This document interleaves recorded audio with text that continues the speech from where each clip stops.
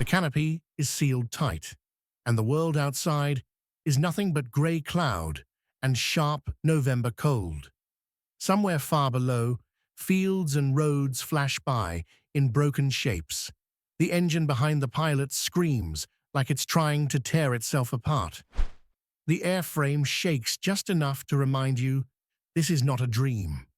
And in this cockpit, one man believes he is still untouchable, because for years he has been. It's the afternoon of the 8th of November 1944.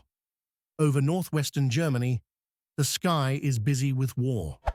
American bombers are moving in thick, steady streams, like metal cities drifting through the clouds. Their escort fighters circle them like guard dogs, always watching, always ready. But above them, faster than anything they expect, a brand new threat is hunting. A jet fighter.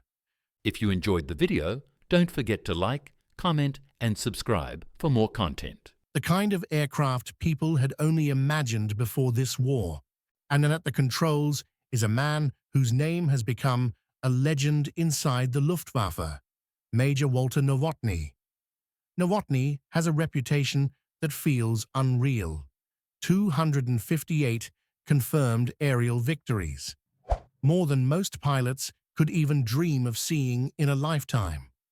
On airfields across Germany, his name is spoken like a charm against bad luck.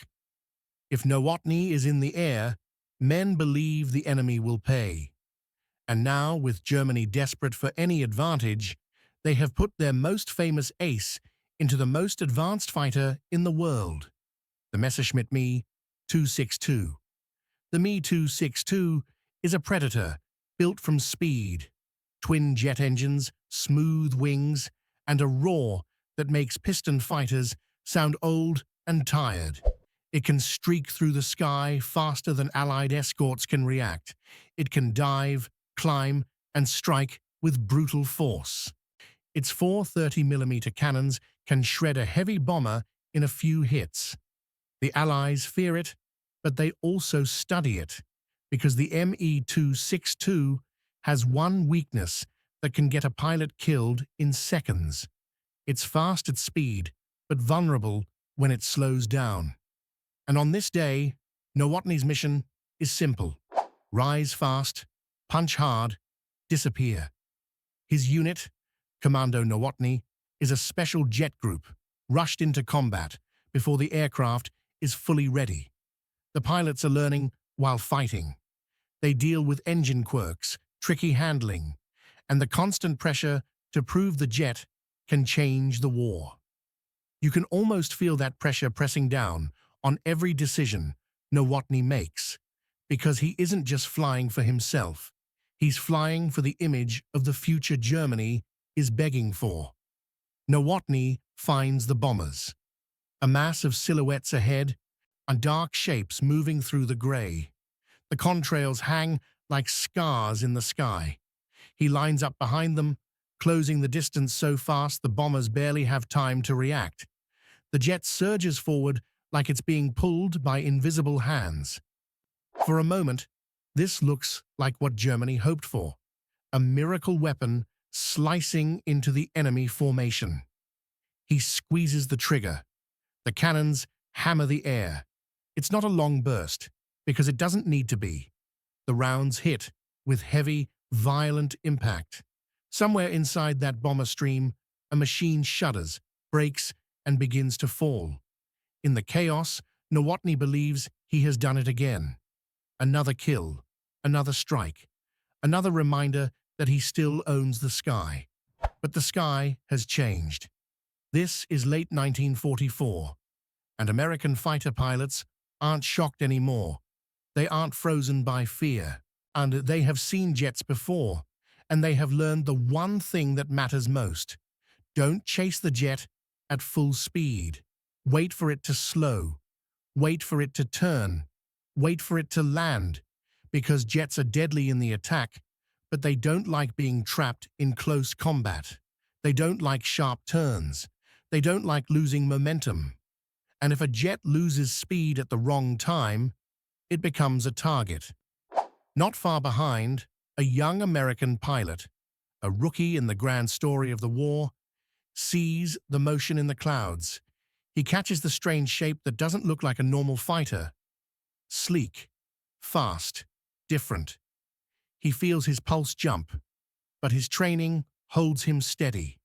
Stay calm, stay smart. Don't throw your aircraft away trying to chase the impossible. Position yourself where the jet has to go next. He pushes the Mustang forward, not in a wild pursuit, but in a careful move to cut off the escape. His P-51 isn't faster than the Me-262, but it doesn't need to be. It just needs the jet to make one mistake. One moment where speed drops and the distance closes. Nowotny senses danger. He knows American escorts are nearby. He knows they're hunting for exactly this moment. He pushes the jet harder, trying to break away and climb back into safety. But something is wrong. In the cockpit, the perfect rhythm of power and control doesn't feel perfect anymore. A jet is not forgiving when it gets damaged or stressed. If the engines take hits, if a control surface fails, if fuel pressure changes at the wrong time, the aircraft can betray the pilot instantly. Nowotny's Me-262 begins to feel heavier, less alive. He tries to keep his speed, but the situation is tightening like a noose. The Mustang pilot stays with him, reading the movement, watching for the slightest sign of weakness. And then it happens. The jet begins to lose the one thing it depends on: momentum. In that moment, you can almost feel the cold wind cutting across both aircraft. You can imagine the silence between bursts of engine roar. The split second where a pilot realizes the fight has turned against him, and there may not be time to fix it. Nowotny makes a radio call. The voice is clipped, urgent. He's not a man who panics easily, but even legends have limits. The transmission crackles through the air, broken by static and distance, but the meaning is clear. I'm on fire. On the ground, men at the airfield freeze. Pilots waiting for their own missions listen. Mechanics pause with tools in their hands. The name Nowotny isn't just another pilot. It's a symbol. If he goes down, it's not only a loss of a man, it's a loss of hope. In the air, the rookie has no time to think about symbols. He sees the jet falter. He sees the brief chance that might never come again. He lines up behind the Me-262, close enough now to see the shape clearly, close enough to feel the tension of history compressing into seconds. He fires. The Mustang's guns rip open the gray, tracers streak forward and bite into the jet's tail and fuselage. The Me-262 jolts. At jet speed, even a small strike can turn fatal. A fuel line punctures, a control cable snaps, a jet engine, already pushed hard, swallows damage it cannot survive. The aircraft begins to fall, not in a smooth glide, but in a steep, ugly dive. Nowotny fights it, but there's only so much a pilot can do when the machine is dying under him. The jet drops through the clouds like a burning knife. Witnesses later say it came down fast, almost vertical, trailing smoke and flame. The roar fades into the distance, then becomes a deep, thunderous impact as it hits the earth near the area around Hsepi, not far from the town of Ipi. And just like that, Walter Nowotny is gone. It's hard to understand how quickly it happens. 1 minute, he's the most feared man in the sky, flying the fastest fighter ever built. The next, he's a smoking crater in a German field. The war doesn't pause. The bombers keep moving. The escorts keep circling. The sky fills with new threats and new decisions, as if the death of a legend is just another line in a long, brutal ledger. Back at Allied bases, pilots talk about what they saw. A jet going down is not normal.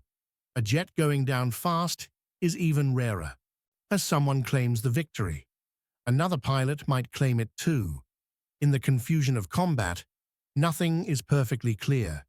The only thing that is certain is the result. The man Germany trusted to prove the Me-262 could turn the tide has been killed in action. For Germany, the shock is deep. Nowotny was not just an ace. He was a message. He was meant to tell the world that the Luftwaffe still had teeth, that German pilots were still elite, that advanced technology would rescue a collapsing defense. But now, the story has flipped. The jet has not become a shield. It has become a trap. Because the Me-262 may be fast, but it demands perfect timing. It demands protection during takeoff and landing. It demands clear skies and careful planning. And Germany, by late 1944, is running out of all of that. Fuel is short. Airfields are under attack. Our experienced pilots are dying faster than they can be replaced.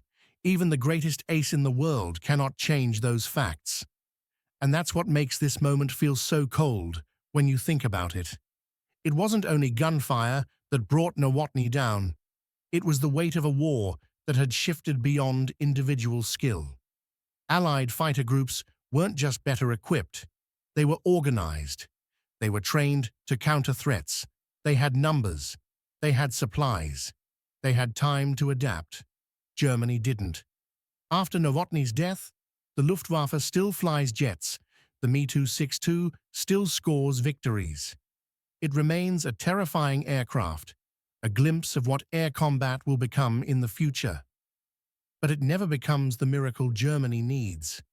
Not because it isn't fast enough, not because it isn't deadly enough, but because speed alone cannot save a side that is already running out of airfields, fuel, pilots, and time. And somewhere in this story, the rookie pilot, whether he realizes it or not, has done something that echoes far beyond one kill mark on a fuselage. He has proven that no one is untouchable, not even the best, not even the fastest, not even a man with hundreds of victories and a jet beneath him. Because war is not fair. It is not a story that always rewards the strongest name. It rewards timing. It rewards patience. It rewards the pilot who waits for the single opening no one else sees. You can almost feel that opening in the air that day. A tiny gap in the clouds, a slight drop in speed, a second where a jet can't outrun fate, a second where history leans in close. And in that second, the legend of Walter Nowotny ends. Not in a grand final duel, not in a heroic escape, but in a sudden, brutal fall from the sky, shot down in what felt like the blink of an eye by a pilot who wasn't supposed to matter.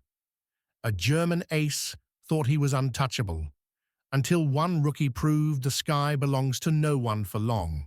If you enjoyed the video, don't forget to like, comment and subscribe for more content.